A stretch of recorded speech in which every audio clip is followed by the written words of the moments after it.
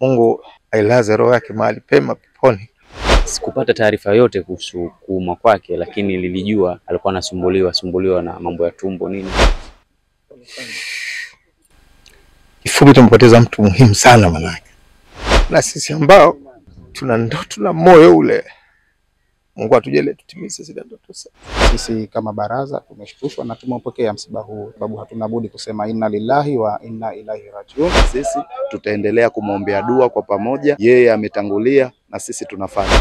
Siwezi kuongea sana, kila nikiongea naona kama namkumbuka. Inna lillahi wa inna ilaihi rajiun. Ni katika mazishi ya aliyekuwa mwimbaji wa kaswida na mwigizaji wa filamu Zanzibar Tanzania, Ukhti Subira Nasor, maarufu Ukhti Chu. Leo amezikwa katika makaburi ya Waislamu Fuoni Mtundani hapa visiwani Zanzibar. Na waumini mbalimbali wa dini ya Kiislamu pamoja na wasanii wamejitokeza katika kumsindikiza kwenye makazi yake ya milele. Halikadhalika viongozi wa Baraza la Sanaa, Sensa na Filamu BASFU Zanzibar pia wameshiriki katika mazishi hayo. Hapa mrajisi wa Baraza la Sanaa Zanzibar, ndugu Abdillahi Ramadhani Nyonje, pamoja na katibu mkuu wa Shirikisho la Sanaa Zanzibar, ndugu Ali Simba Abdullah, na baadhi ya wasanii wanaeleza kwa kina kuhusiana na namna walivyoguswa na msiba huo. Nikusihi tu mtazamaji uwe nami mwanzo hadi mwisho. Jina langu ni Hassan Saidi wa Mshindo TV.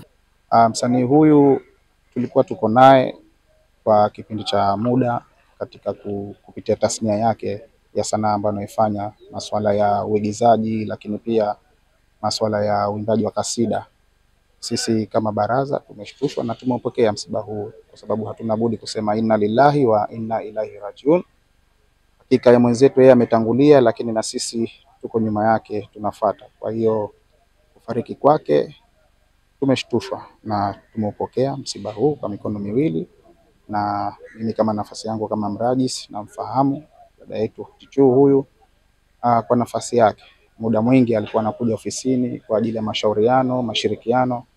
Alikuwa ni mtu wa watu tuseme, lakini mimi nitamkumbuka kwa mambo matatu. La mwanzo, ukarimu wake anapokuja kuwasilisha kazi zake zile, na jinsi gani tunaweza tukakaa kwa pamoja kwa ajili ya kufanya lile jambo lake au tukio ambalo ameliandaa. Lakini cha pili, mashirikiano na watu. Na la tatu pia ni jinsi gani alivyokaa na watu katika mambo tofauti au mambo mbalimbali kwa ajili ya kuona tunaishi vipi, na ili kuishi kule manake ni ubinadamu na ni ungwana.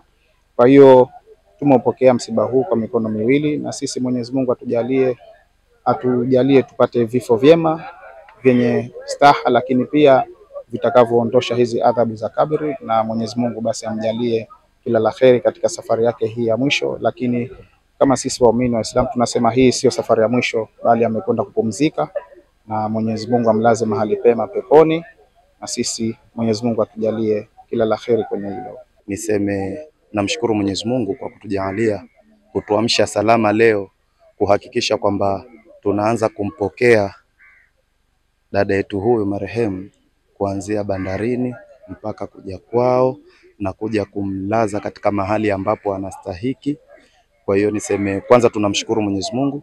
Ikiwa mimi kama katibu mkuu wa Shirikisho la Sanaa Zanzibar nasema kwamba msiba huu tumeupokea kwa mshtuko, japokuwa tunajua kwamba hii ni faradhi. Kama unavyoambiwa almautu yati baghtatan, mauti yanakuja hafla. Sasa kwa hafla wake ule tunapopokea, ikiwa sie ni mwenzetu, tunatakiwa tuhakikishe kwamba tunaungana naye katika kila njia. Na tumeorganize wasanii mbalimbali kutoka vyama mbalimbali, kwa sababu pia katika kitu ambacho watu wengi wanaweza akawasijue, miongoni mwa mambo makubwa sana ambao waliokuwa wamefanya marehemu ni watu wa mwanzo wale ambao walikuwa katika mchakato wa uanzishwaji wa Shirikisho la Sanaa Zanzibar kupitia tasnia yake ya kasida na nashid kwa ujumla. Kwa hiyo ni watu ambao tulikuwa tukishirikiana naye kwa karibu. Kwa hiyo ikiwa kama sisi tunasema leo tasnia kidogo imeshtuka kwa kuondokewa na kipenzi chetu huyu, na ndio maana leo kama tunaona hapa kuna watu wa aina mbalimbali, sanaa mbalimbali, mpaka wengine wanajiuliza huyu kweli alikuwa mpaka yuko filamu au tasnia hizi. Kumbe hawajui kwamba Momote alikuwa ni miongoni mwa wanaharakati wa kuhakikisha kwamba anaona mapinduzi makubwa sana ya sanaa nchini. Kwa hiyo tunasema sisi tutaendelea kumwombea dua kwa pamoja. Yeye ametangulia na sisi tunafuata. Na tunashukuru sana pia wasanii ambao waliokuwa wamekuja kuunga mkono kuja kumsindikiza ndugu yetu huyu. Mimi Chu nilianza kumfahamu siku nyingi sana. Nimefahamu toka 2014 naanza sanaa. Na yeye ni miongoni mwa watu ambaye alinipokea na tuliishi vizuri sana. Na Chu alikuwa na mimi bega kwa bega hata paka napata uongozi. Yeye ni mtu ambaye alinishawishi mpaka leo na message zake. Lakini pia nilivyoshinda tuzo wakati tulienda wote Mbeya,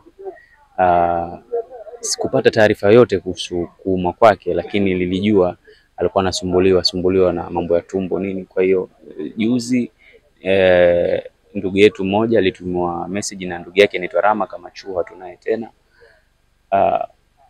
sababu ndo binadamu na imani yetu ni kwamba kila nafsi lazima itaonja mauti. Kwa hiyo yeye ametangulia na sisi tutaenda. Sisi kama chama Chu ana mchango mkubwa sana kwetu kwa sababu alikuwa kwenye kamati zetu, lakini pia ni dada yetu. Alishawahi kuniambia mambo mingi sana kuhusu tasnia na ana vitu vingi sana. Kwa hiyo sisi kwanza tunatoa pole kwa familia, lakini pia tunatoa pole kwa tasnia nzima ya filamu ya Tanzania nzima, kwa sababu Chu amefanya kazi whatever film production Dar es Salaam, amekaa miaka mingi sana huko, lakini pia amefanya kazi ya kaswida hapa. Lakini Chu ni dada ambaye ni fighter, anafanya kazi mbalimbali, alikuwa na matamasha ya makaswida.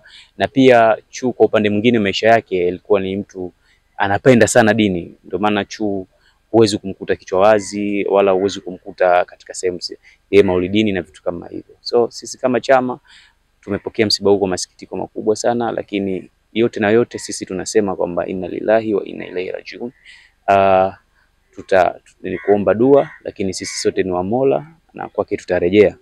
Chama tutakaa, tutapanga, tujue familia nayo itafanya, lakini sisi kama chama na sisi tutafanya dua ndogo kwa ajili ya dada yetu na kufanya sadaka, kwa sababu ya vitu ambavyo tumeamrishwa na mtume wetu Muhammad sallallahu alaihi wasallam, kwa sababu tunatakiwa tufanyane mema, na pia kuna utaratibu maalum tumeamrishwa kwa mtu anapoondoka tufanye nini na nini tusifanye.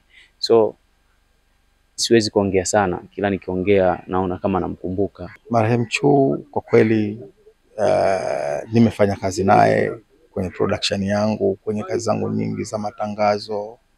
Yeye alikuwa kipaumbele, lakini pia tulikuwa ni watu ambao tunashauriana kwa muda mrefu sana, na tunapoteza zaidi ya masaa 2 mpaka 3. Hata familia ikaweza kuzani kitu kingine tofauti wakati haiko hivyo, kwa jinsi wale ukaribu ambao walikuwa niko naye. Lakini pia tumeweza kushauriana ndoto zile ambazo alikuwa nazo kama nilizokuwa nazo mimi. Kwa hiyo nilikuwa na ndoto nyingi, lakini na yeye kwa hiyo tulikuwa tunashare, kwa sababu ndoto zake ni kuwa na matamasha, kuiona sanaa ya Zanzibar imeinuka kiasi fulani, lakini na ndoto zangu mimi bado ziko hivyo. Kwa hiyo tulikuwa tunapeana moyo mpaka karibuni kumetokea fursa ambayo ya kuinua wanawake kupitia taasisi fulani hivi.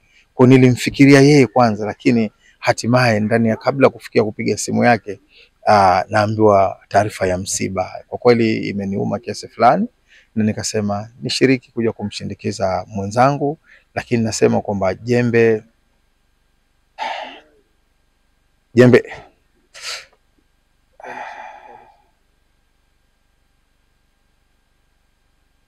kifupi, tumepoteza mtu muhimu sana manake, ambaye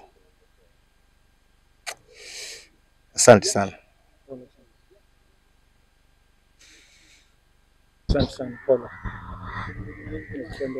Mungu ailaze roho yake mahali pema peponi, na sisi ambao tuna ndoto na moyo ule, Mungu atujalie tutimize zile ndoto zetu.